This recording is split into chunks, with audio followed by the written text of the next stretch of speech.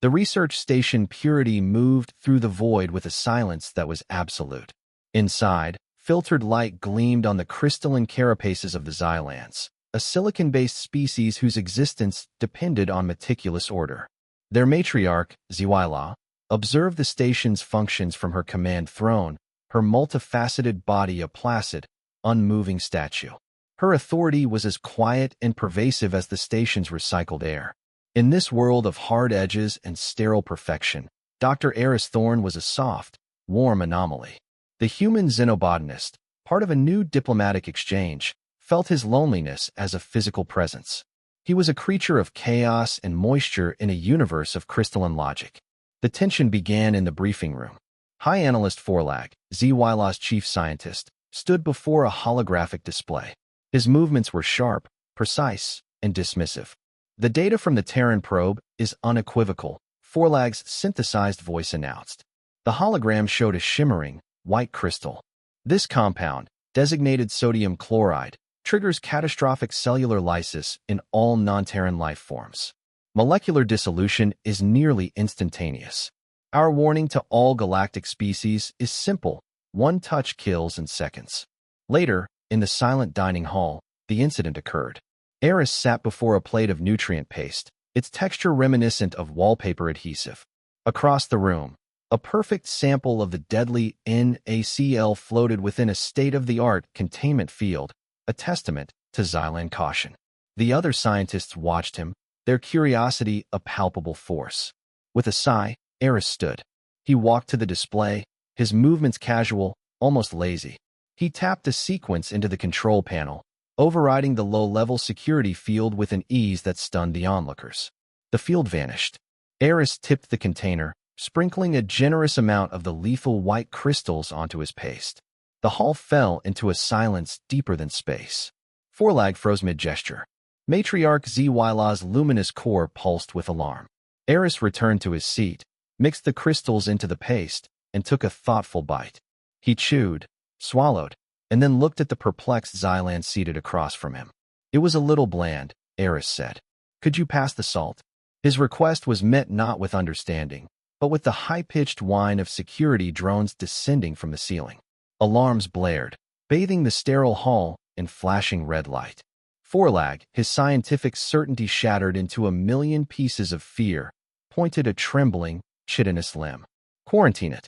That thing is a biological weapon of unparalleled subtlety. The heavy plasteel door of the quarantine cell sealed shut, leaving Eris utterly alone. His simple act of seasoning had been interpreted as an act of war.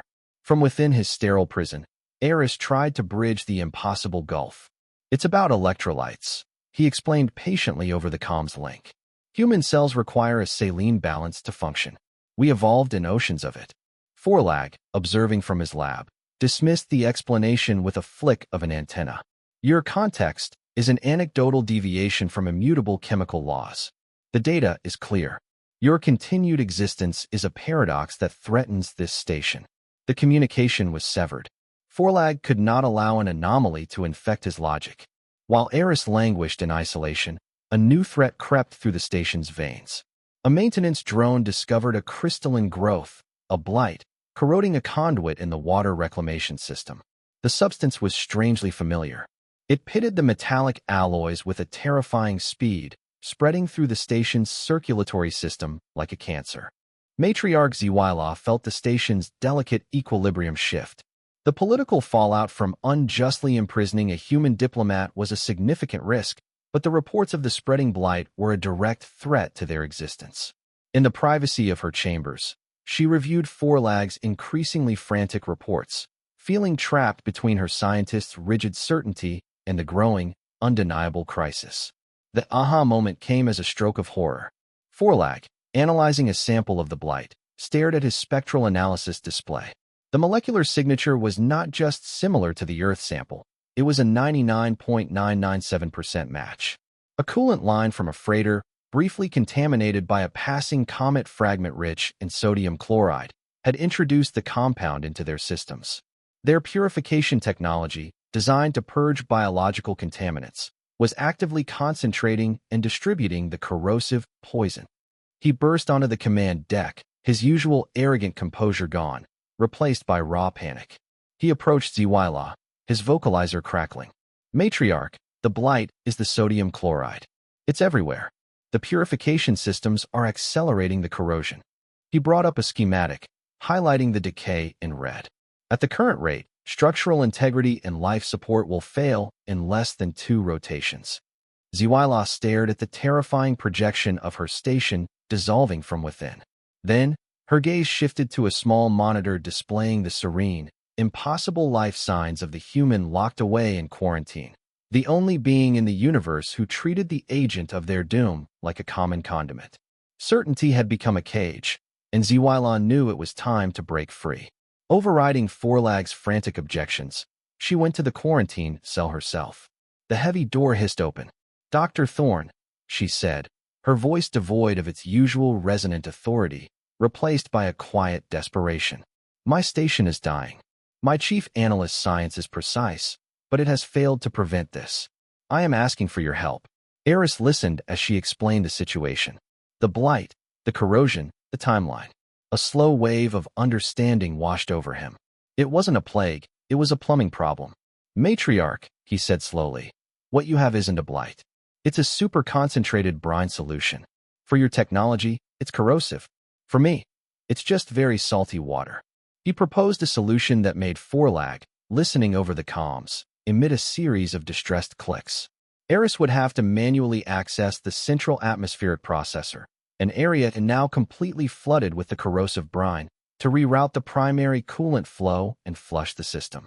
The poison walk was a spectacle of disbelief for the Xylan crew. They watched on monitors as Eris, clad in a standard environmental suit, waded into the flooded sector. "His suit's integrity is compromised," Forlag narrated, his voice a mixture of horror and scientific awe. "The solution is at maximum saturation. His epidermis should be dissolving. His cells should be rupturing. But they weren't. The brine solution peeled away the outer layers of the suit, but Eris moved through it unharmed, the water parting around him. For the Xylans, it was like watching a ghost walk through walls. Their entire understanding of biology, of life and death, was being rewritten with every step he took. He reached the central console, his hands working quickly on the manual overrides. "Almost there," he grunted, the effort clear in his voice. With a final heave, he pulled a massive lever.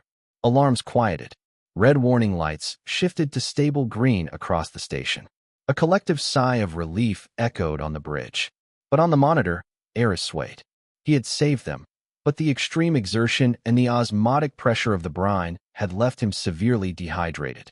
He took one step back from the console, then collapsed face down into the very water that had proven him right. To the Xylans, it looked exactly like the death Forlag had predicted all along. He had survived the impossible, only to finally succumb. On the bridge, Eris's vital signs monitor, transmitted from the remains of his suit, flickered and then flatlined. The screen went dark. Eris awoke to a gentle hum and the soft light of a med bay. Forlag was there, his posture different. The arrogant rigidity was gone, replaced by a quiet, academic humility. "You were expiring," Forlag stated, the words chosen with care. "All vital signs ceased. I presumed the sodium chloride had finally overwhelmed your system. But then I consulted your medical logs. A fascinating document." He gestured to an bag feeding a clear fluid into Eris's arm. "We were trying to devise a way to purge the poison from your cells. It never occurred to us," he paused, the weight of the revelation settling in his voice, "that the cure was the poison. The saline drip was restoring the very electrolyte Eris had lost. The lethal substance was the foundation of his life."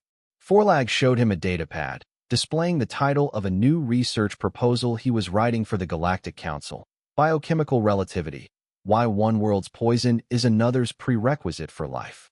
Forlag's character arc was complete. He had traded certainty for wonder. The final meal was a mirror of the first. Eris, Ziwila, and Forlag sat together in the dining hall. The atmosphere was no longer one of suspicion, but of profound respect. Next to Eris's plate, where his nutrient paste now sat, was a small, exquisitely carved crystalline bowl. It was filled with salt. It was not a quarantine threat, but a gesture of honor. Forlag, using a delicate, precise tool, picked up a single grain of the crystal. He did not eat it. His biology had not changed. But he studied it, rotating it in the light, seeing not a molecule of death, but a symbol of his own ignorance and the vast, beautiful, and contextual nature of the universe. The purity station was stable, its systems cleansed. Eris looked out of the main viewport at the star-dusted void, no longer a lonely anomaly, but a bridge between two worlds. A message blinked on his personal console. It was from Earth.